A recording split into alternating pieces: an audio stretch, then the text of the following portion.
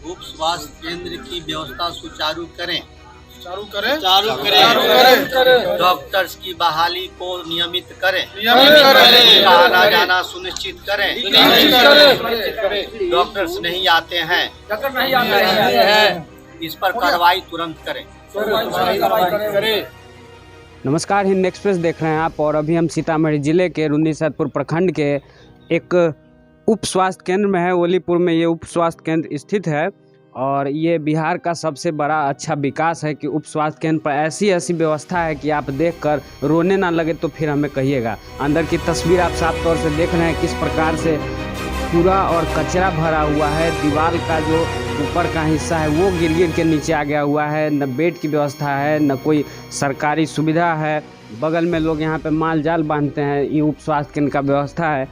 और शराबबंदी के बावजूद जो है यहाँ पर शराब और जुए का भी अड्डा बना हुआ है। बगल में देखिए यहाँ पर सैकड़ों सिगरेट का डब्बा फेंका हुआ है। तो ये सब उप स्वास्थ्य केंद्र की व्यवस्था है। सरकार से हम बस यही पूछना चाहते हैं कि ये जो उप स्वास्थ्य केंद्र बनाया गया वो लोगों के लाभ के लिए बनाया गया, लेकिन यहाँ पर जो डॉक्टरों की नियुक्ति हुई वो आखिर क्या कर रहे हैं। यहाँ के लोगों से हमने जब ऑफ कैमरा बात किया तो उन्होंने बताया कि शुरुआत में जब ये उप स्वास्थ्य केंद्र खुला था तो काफ़ी सुचारू ढंग से ये चल रहा था, लेकिन उसके बावजूद धीरे धीरे जो है इसकी स्थिति दयनीय होती गई। और पिछले 10 वर्षों से यहाँ पे डॉक्टर नहीं आते हैं, न दवा की व्यवस्था है, न कोई सुख सुविधा है। तो हम यही पूछना चाह रहे हैं कि आखिर 10 वर्षों से वो कौन से डॉक्टर्स हैं जो यहाँ उप स्वास्थ्य के नाम पे अपना सैलरी उठाकर और भ्रष्टाचार की भेंट चढ़ा रहे हैं। और नीतीश जी सर, आपको इसका जवाब देना पड़ेगा। फिलहाल यहाँ पर कुछ लोग हमारे साथ हैं, उनसे अब जानते हैं कि क्या कुछ पूरा मामला है।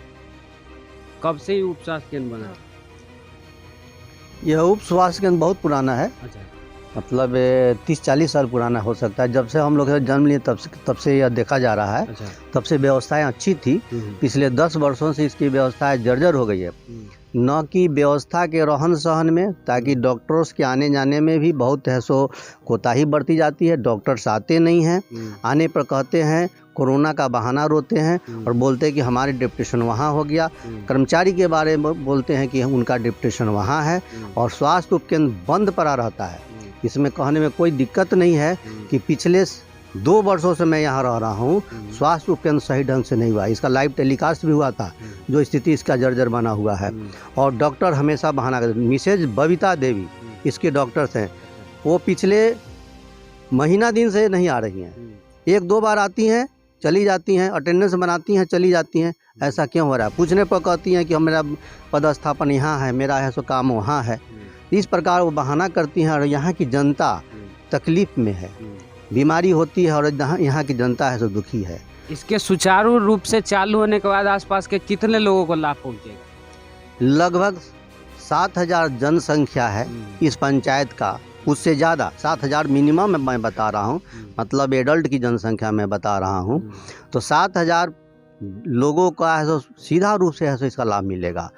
यहाँ के जो बच्चे लोग बीमार होते हैं वो मुजफ्फरपुर जाना पड़ता है, इलाज में कोताही होती है। बहुत कुछ बच्चे हैं सो इलाज में के बगैर मर जाते हैं। कुछ बुजुर्ग जो हैं जो इलाज पैसा के अभाव में नहीं है सो अपना इलाज करा पाते, कारण कि यहाँ डॉक्टर्स ही नहीं आते हैं। जिम्मेदार कौन है? मैं तो सीधा कहूँगा कि इस स्वास्थ्य केंद्र के जिम्मेदार यहाँ के पदस्थापित डॉक्टर्स और उसके सहयोगी हैं। कारण कि वो आते हैं सप्ताह में 10 दिन में और 1 दिन में अटेंडेंस बना के चले। और जनप्रतिनिधि तो 200% जिम्मेवार है। कारण कि वह सो कभी ध्यान ही नहीं दिया, उसको है सो इससे मतलब ही नहीं है। इस पर ध्यान रहता तो आज स्थिति नहीं होता। जनता तो वोट दे के चला गया ना। जनता प्रतिनिधि को क्यों वोट देता है? क्योंकि जनता वोट दे दिया कि प्रतिनिधि हमारे सारे कार्यों को सुचारू ढंग से करे। आज है सो प्रतिनिधि खड़ा हो जाता है, जनता उसके साथ खड़ा होती है कि चलिए आपका क्या दिक्कत है मैं बताऊंगा, आपके साथ हम खड़े हैं। लेकिन प्रतिनिधि यहाँ खड़ा नहीं हो पाता है। प्रतिनिधि का भी है सो दोष है इसमें। तो साफ तौर से कहना है कि जितना जिम्मेवार यहाँ का जनप्रतिनिधि है नीचे से ऊपर तक का, उससे ज़्यादा जिम्मेदार यहाँ के जो डॉक्टर पदस्थापित हैं वो हैं। महीने में 2 दिन आकर अपना जो है अटेंडेंस बना जाते हैं ताकि उनका जो सैलरी होगा सरकार से उन्हें मिल जाए। क्या क्या समस्याएं होती हैं यहाँ? समस्या यही है हमारे लोगों के, ऐसे यहाँ पे स्वस्थ भरना चाहिए, डॉक्टर सब आते ही नहीं है। दवाई के लिए प्रॉब्लम सबसे ज़्यादा है ना। बच्चे सब छोटे छोटे हैं, है ना, बहुत ज़्यादा ही यहाँ पर समस्या है और महीना में 2 महीना में आती ही नहीं है। हम लोग की उनसे यही विनती है, प्लीज़ आप आइए। यहाँ पर तो अभी तक जो है हम 1 साल से देख रहे हैं, डॉक्टर कभी आता है तो 10 मिनट के लिए आए और अपना हाजिरी बना के और वो निकल जाते हैं। हम 10 बार आए होंगे दवा के लिए कि हमको दवा चाहिए, सर्दी खांसी का कफ सिरप चाहिए, तो बोलते हैं कि हमको दवा इशू ही नहीं है वहाँ से जो हम दवा दें। उसके बाद हम कहें इशू नहीं है तो आप लोग आते कहाँ हैं, तो हम लोग को यहाँ भेजा जाता है तो हम आते हैं, बस 10 मिनट के लिए आती है और चली जाती है। यहाँ सैलरी लेने के लिए भेजा जाता बस है। सैलरी लेकर चली जाती है, उसके बाद यहाँ जनता को थोड़ी दवा हुआ देती है। मेरा नाम गुलशन कुमार सिंह हुआ, मैं आत्मनिर्भर सेना जिला अध्यक्ष हूँ सीतामढ़ी का। अभी हमने पूरा ज़िले में एक नया स्टार्टअप किया है आत्मनिर्भर सेना सेवा केंद्र के नाम से। उसके तहत हम लोग हर एक पंचायत में लोगों के घर पे जाते हैं, उनसे मिलकर उनकी समस्याओं को सुनकर, और हम लोग अपने केंद्र पे जो भी समस्याएं होती हैं, जो सरकार की योजनाएं हैं जो लोगों को नहीं मिल पाती हैं, वो हम उनका फ्री में वहाँ अप्लाई कराते हैं और फिर BDO साहब से या फिर DM साहब जिन जो भी उससे संबंधित अधिकारी होते हैं उनसे बात करके उनका हम काम करवाते हैं।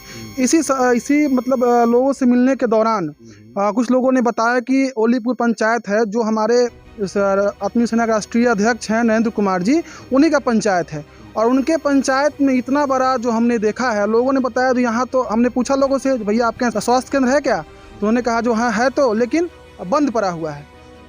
हमने आके देखा उसको, सीन सही में बंद पड़ा हुआ था। हमने फिर तुरंत CS साहब को फ़ोन किया, उन्होंने मेरा फ़ोन रिसीव नहीं किया।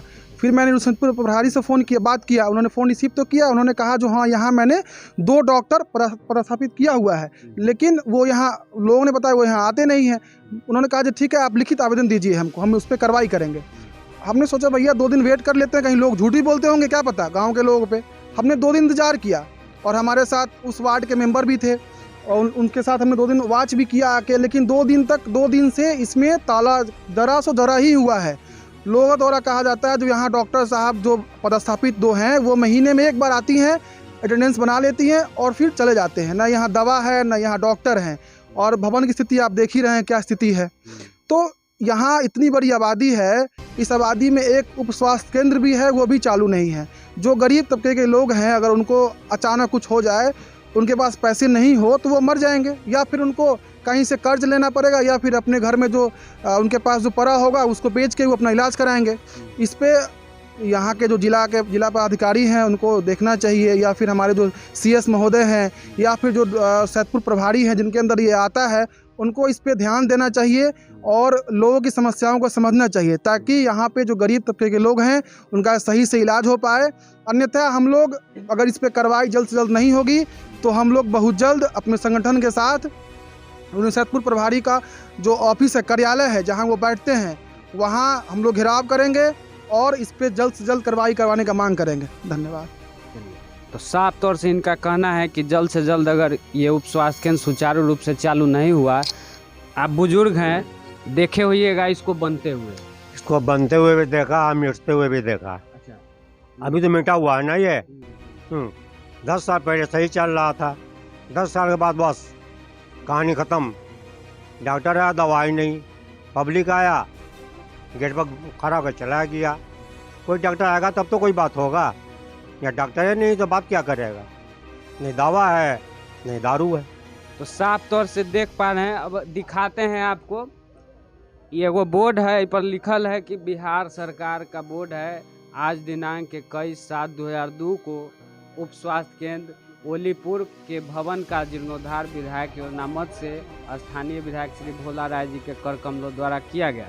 तो ये खुशी की बात थी यहाँ के लोगों के लिए कि कोई विधायक यहाँ भवन का जीर्णोद्धार कर दिया, लेकिन उसके बावजूद जो इसकी व्यवस्था आप देख रहे हैं वो काफ़ी लचर है और इसको सुधार करनी पड़ेगी। स्वास्थ्य मंत्री जी, आपको भी हम मेंशन कर रहे हैं क्योंकि आप ही के विभाग का व्यवस्था है, तो इन सब चीज़ों को सुधार करनी पड़ेगी। सैलरी जो झूठों के आप दे रहे हैं यहाँ के डॉक्टर बहाल करके, वो नहीं चलने वाला है, और जैसा कि यहाँ के लोग भी बता पा रहे हैं। ओलीपुर संरचिया पंचायत का उप स्वास्थ्य केंद्र है।